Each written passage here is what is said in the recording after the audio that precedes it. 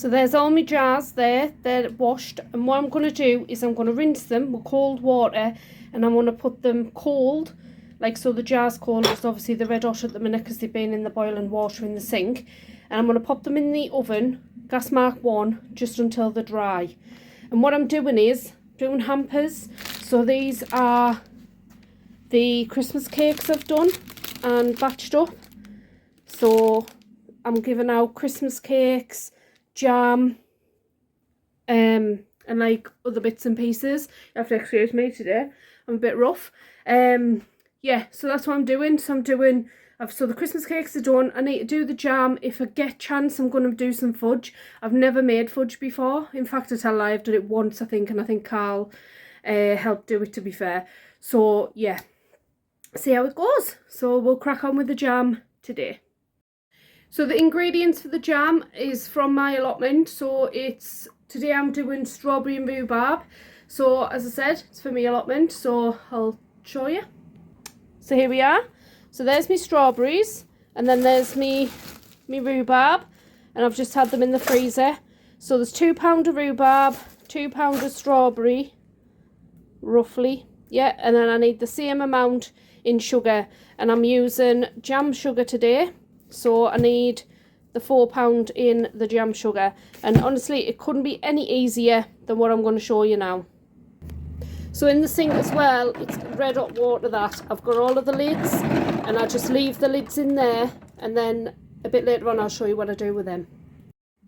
I'm bloody useless with this tripod, honestly. I forgot to say why I was washing the jars and doing what I was doing. It's to sterilise them, so like for preserving.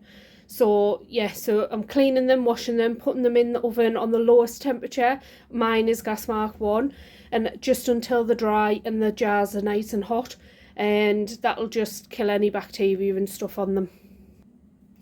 So what we're going to do is I'm going to pop in our fruit first. Put the gas on, might help.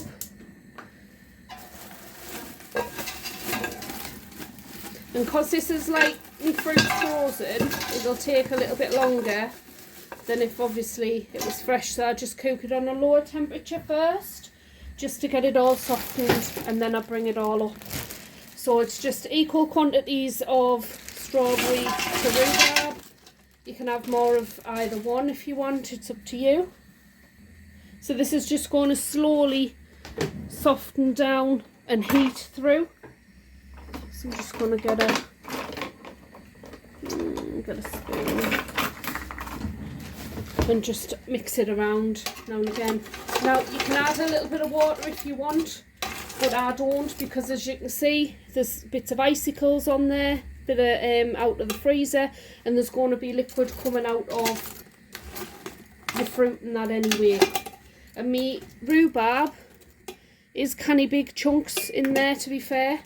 You can snap them off like that if you want. I'm just going to leave them because it'll break down anyway, because we've got to put it on a roll and boil for so long, and etc. So it'll get hot, it'll break down anyway, and there might be chunky bits for in the jam anyway. So yeah, if you felt like you needed to add a little bit of water, then you can, but at this moment in time I'm not adding anything in. So you can see there. So you can see there that I'm just cooking it low, and look at all of the juice that's come out of the strawberries in particular. So that's why I didn't put any additional water in. So you can see there it's starting to sort of reduce down to like a pulp. So I've just whacked the heat up, so bring it to a bit of a simmer. So I'm going to add our sugar in, and as I said before, it's jam sugar, and that's just because it's got the pectin in.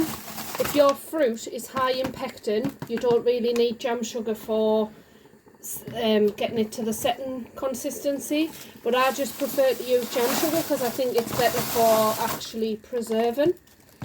So that's all of our sugar in there, and I know it's a lot, but it's going to make a lot of jam. And then all we're going to do is just stir that continuously until the sugar dissolves, and then bring it to a rolling boil We'll bring it to a rolling boil for about 5-10 minutes or so, and then I'll do a setting test just to see whether or not it's at its setting point. And I haven't got a thermometer, but if you have a thermometer, then obviously you can get it up to the setting point, but I'll show you the method that I use. So you can see there that it's coming up to the boil. It's got a little bit of this on the top, what we call scum or froth that's coming to the top, but just don't worry about it.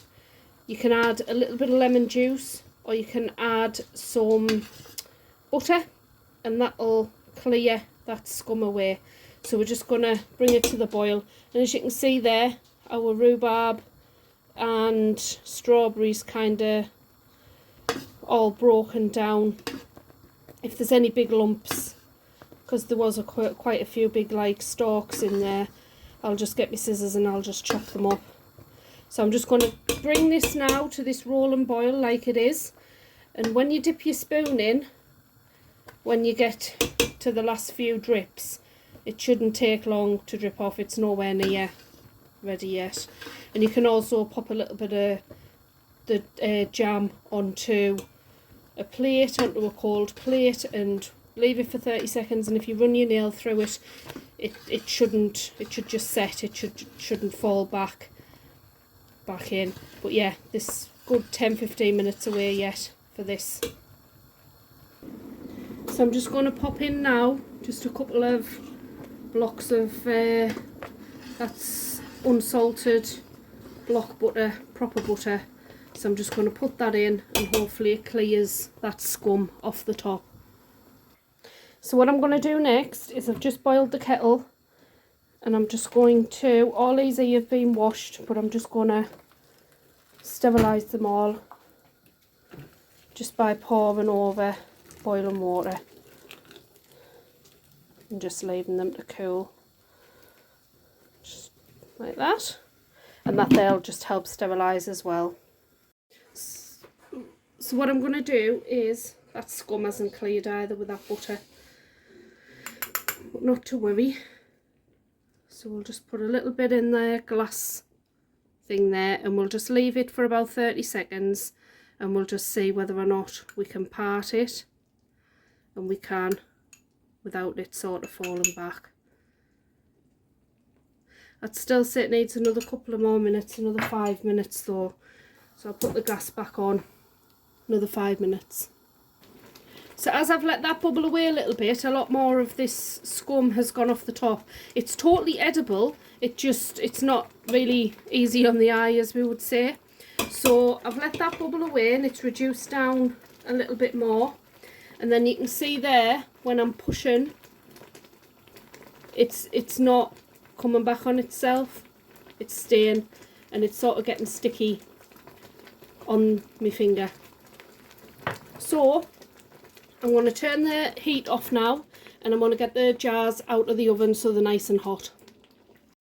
So you've got your hot jars, and we've got our hot jam, and then all of our equipment that we're using has been sterilised. So the colander thing there that you see, and the ladle has all been washed and then sort of sterilised with the boiling hot water.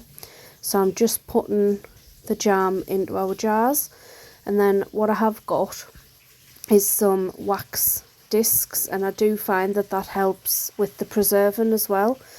So the wax discs I just place straight on top of the hot jam, and you can see there, and I just got mine from the range and the Kilner ones, and they're not expensive at all.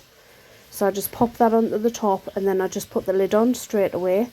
And what happens is, with the lid, when you put it on, sometimes it works and sometimes it doesn't, but as the jar cools down, it sort of causes like a vacuum or a suction, and then that little popper thing at the top on the cap sucks in. But it doesn't always happen on the jars I've done previously, and in this batch, as you'll see coming up. So just continue with the process and just fill all of your jars up.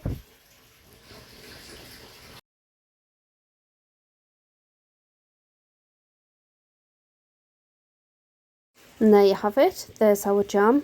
done. So just one thing to mention as well about the fruit is whatever fruit you have, just use the same amount of jam sugar. So if you've only got 500 grams of fruit, 500 grams of sugar. If you've got 3 kilos of fruit, 3 kilos of jam. So you can see there that it's cooled down, and I'm just pushing the little button thing there. Some of them have sucked down and vacuumed properly, and some of them haven't. The ones that haven't, they're the ones that we'll be using first. And you can see there I'm bundling some of these up to go into our hampers. Strawberry and rhubarb jam.